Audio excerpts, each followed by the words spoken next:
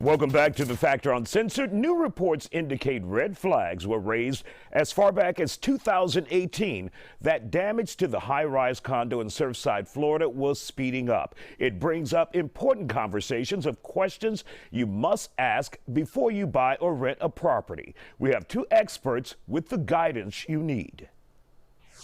And our guests are here on The Factor Uncensored to talk about this tragic situation that we have seen in Miami with the loss of life, and they're still searching for blood. It's just mind-blowing. But ladies, this is a reminder of how important those inspections are on those properties out there, whether it's a multi-family housing unit or a single-family housing unit. Mish, obviously you deal with a lot of realtors out there. You educate realtors along with, in the past, working with some clients out there. How important is it to know everything about a house or a building that you're moving into? It's key, and it's so important that it's required by law when a property owner knows about something that will materially impact, someone's decision to purchase a home or not purchase it. If they know about a material defect, I should say, that will impact a person's decision. Do I want this house or no, that's too much for me? They are required to disclose that.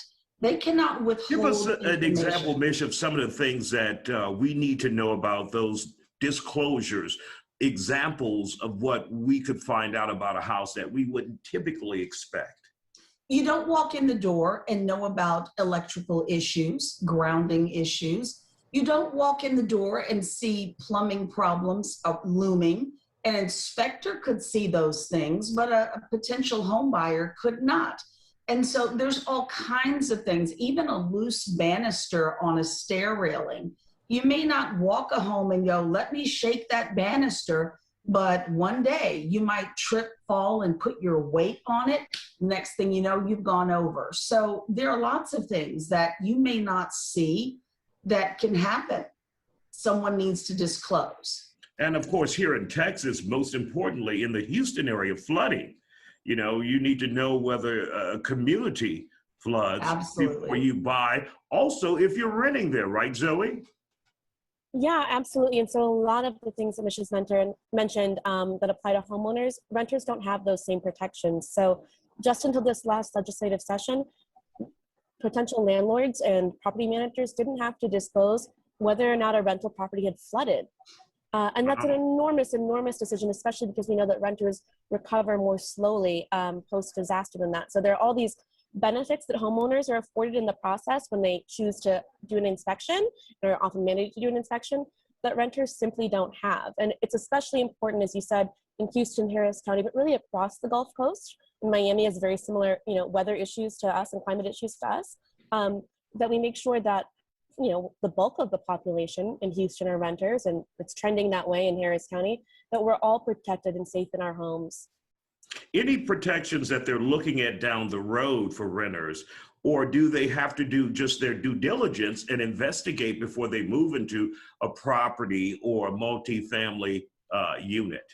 So like I just said, the renters are now able to know if the property is flooded, but a lot of other information, especially information about mold, which is a big problem here, and fire safety, electrical safety, a lot of that is left up to the renters to do their due diligence. It's a lot of consumers. Renters are consumers, right, in the housing market. Consumers teaching other consumers, reading reviews of not only the building itself, but also the management of the building and the upkeep of where they call home.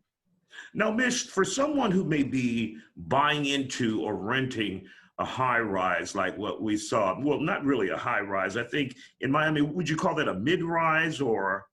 Well, that was a condominium, but I don't know how many floors it was, but I would call it a high rise. It certainly exceeded 10 stories, wasn't it? Yeah. So yes. would an individual be able to get those inspection reports before they buy into a building like that? They should be able to. 24 reports were released, 24.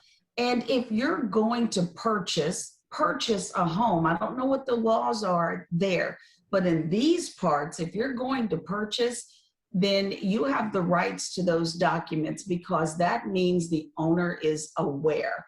So you should always make the request for any documents, engineering reports that say this is the condition of this property. I'm about to own this thing or a piece of it. So I have the right to request it and you need to provide it.